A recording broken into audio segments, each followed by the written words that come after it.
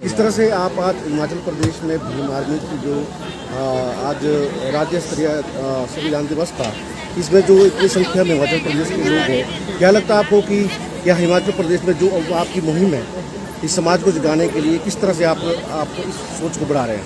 देखिए, जहाँ जहाँ देश में शोषण सबसे ज़्यादा है वहाँ भीम आर्मी उससे ज़्यादा मजबूत होती है। मैं तो इसके लिए थोड़ा सा वो परेशान भी हूँ कि मैं बहुत दिन बाद मुझे बहुत समय लग गया है हिमाचल तक आने में। ठीक है, यहाँ शोषण की गति ज़्यादा है तो यहाँ भीम आर्मी की गति उससे भी 4 गुना तेज है। अभी आपने देखा होगा कुछ ही समय के अंदर पूरे हिमाचल प्रदेश को भीम आर्मी ले लाया है और हमारे तमाम साथी जो प्रदेश कमेटी वाले हैं हिमाचल प्रदेश, और यहाँ पर ही उनके लिए भी चेतावनी है कि हमारे हक अधिकार से करते हैं। हमारे जो बहुत सारी जो हमारी व्यवस्था है उनका छीन नहीं जाती है, सीधी हमारे साथ न्याय करता है, उनके लिए चेतावनी है। बहुत अच्छा, अब ये बर्दाश्त किस तरह से देख रहे हैं कि अभी जो हमारा जो संविधान है, संविधान को लेकर के शव यात्रा निकाली जा रही है, ऐसे में ना तो कोई दलित संगठन ना ही भीम आर्मी के लोगों ने क्योंकि इसके प्रति आवाज़ उठाई है, ना उसके प्रति केस हुआ, क्या कारण रहा? देखिए, मैं पूरी घटना पर बात शुरू करूँ, वहाँ सबसे मजबूत से कोई लड़ा तो वो भीम आर्मी था और भी तमाम संगठन साथ में तो भीम आर्मी पूरी तेज़ी से आवाज़ उठाई। लेकिन मुझे एक चीज़ पर निर्लजता आती है कि प्रशासन के जो मुखिया हैं यहाँ पर, क्या वो इतने निर्लज हो गए? सारा काम उनके सामने होता है, जो प्रोटेक्शन में होता है वो हमारी टीम के खिलाफ स्टेटमेंट देते हैं कि भीम आर्मी ने जो है बिना परमिशन के धरना दिया, इसकी जांच करके उन पर एफआईआर दर्ज किया। उनसे पूछना चाहता हूँ, एक वो लोग हैं जिन्होंने दिल्ली में संविधान जलाया, तब आप चुप रहे। एक वो लोग हैं जो आरक्षण लेने के बाद आरक्षण का विरोध कर रहे हैं।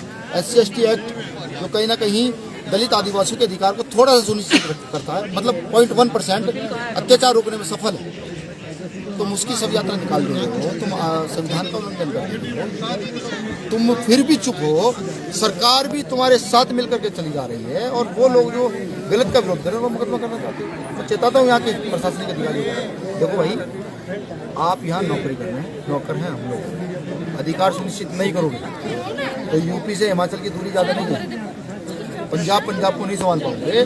शिमला अगर पूरे शिमला में आकर पड़ जाएंगे, टेंट तंबू काट लेते हैं हम वही लोग हैं जो सड़कों पर रहते हैं, झुग्गी झोपड़ी में रहते हैं, तो हम भी शिमला में आकर झुग्गी झोपड़ी बनाकर रहने लगेंगे, हिलने नहीं देंगे। या तो उन पर राजद्रोह का देशद्रोह का मुकदमा चलाया जाए, हम लोगों को न्याय दिया जाए, अन्यथा हमारे पास कॉन्स्टिट्यूशन है, संवैधानिक अधिकार है हमारा आंदोलन करना, हम आंदोलन करेंगे। शिमला से लेकर हिमाचल की सारी सड़कों को गलियों को बंद करने का काम करेंगे, हमारा कुछ नहीं कर सकते। हमारे सिरों की संख्या बहुत है, कितने काटोगे, कितनों को मारोगे, कितने मारोगे? और ये तो अगर हिमाचल के ही संविधान को मानने वाले लोग इकट्ठा हुए तो सरकार उखाड़ के फेंक दी जाएगी यहाँ से। तथाकथित वो लोग जो यहाँ पर जाति व्यवस्था को मजबूत करते हैं, जो धर्म व्यवस्था को मजबूत करते हैं, जो न्याय को कमजोर करने का काम करते हैं, जो संविधान को कमजोर करने का काम करते हैं, वो यहाँ रह नहीं पाएंगे, बिल्कुल नहीं रह पाएंगे। जिस तरह से अभी ये जो कुछ स्वर्ण समाज के लोग आरक्षण की बात भी कर रहे हैं और दूसरा जा कर करके एट्रोसिटी एक्ट के विरोध कर रहे हैं, तो इसके बारे में क्या कहना है आपका? उनसे ये तो पूछना चाहता हूँ कि एक तरफ तो आप लोग कहते हो कि हमें आरक्षण चाहिए, भीख मांग, आपने हमें भिखारी कहा, चलो ठीक है, खुद भी भीख मांग ली।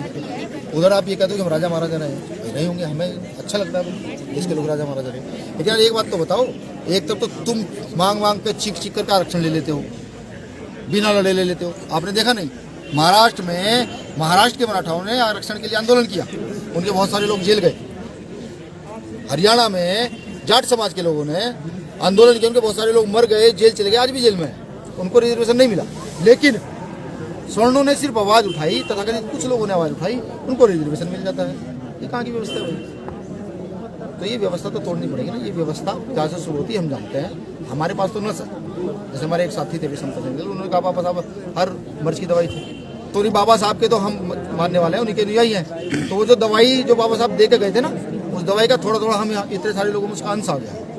वो दवाई है लोकतंत्र, वो उस लोकतंत्र के माध्यम से अब इनके नाक में नकेल डालने का हम काम करेंगे। जिसकी जितनी संख्या बारी उसकी इतनी हिस्सेदारी के हिसाब से ये काम किया जाएगा। और यहाँ की ये अगर संविधान विरोधी गतिविधियाँ करेंगे तो हम भी यहाँ की जल जंगल जमीन में बराबरी की हिस्सेदारी चाहिए। जितनी हिस्सेदारी यहाँ के प्रधानमंत्री मुख्यमंत्री यहाँ के अडानी अंबानी की है, तो उतनी हिस्सेदारी मुझे यहाँ के दलितों के आदिवासियों की भी चाहिए, कि उनके पास भी उतनी बराबर जमीन जितनी जमीन तुम्हारे पास है। ये लड़ाई होगी, बिल्कुल मजबूती से होगी और इसे कोई रोक नहीं पाएगा, क्योंकि अन्याय तब होता है तब तक कोई ना कोई खड़ा होता। तो इस बार बाबा साहब के अनुयायी खड़े हुए हैं न्याय करने के लिए। हुआ है न्याय उसी प्रकार से हुआ है लोकतंत्र के हिसाब से। 1972 में महाराष्ट्र में दलित पंथ का जन्म होता है। किस लिए? इसलिए होता है कि जब उनके समाज के लोगों को, भाई हमारी महिलाओं को निर्वस्त्र करके ये लोग घुमा देते हैं, हमारे खानों में पानी में ये मलमूत्र डाल देते हैं, हमारे लोगों को पीटते हैं, जरा सी कोई आवाज उठाती है उसकी हत्या कर देते हैं, तो लोकतंत्र के हिसाब से खड़े होंगे। और हम 1 या 2 या 50 लोग नहीं चलते हैं। ये तो सिर्फ थोड़ा सा आगाज था, जल्दी में मुझे यहाँ आना पड़ा, साथियों ने बताया भैया ऐसा सब हो रहा है, आपको आना ही पड़ेगा। ये तो आगाज था। मैं आपको लिख कर देता हूँ, जब जब हमारा एक विधानसभा तक चला करेगा ना, उसके पीछे हजारों लोग चला करेंगे और अन्याय अत्याचारियों को मुंह तोड़ के रख देगा। समय ना नहीं। शुक्रिया आप सभी।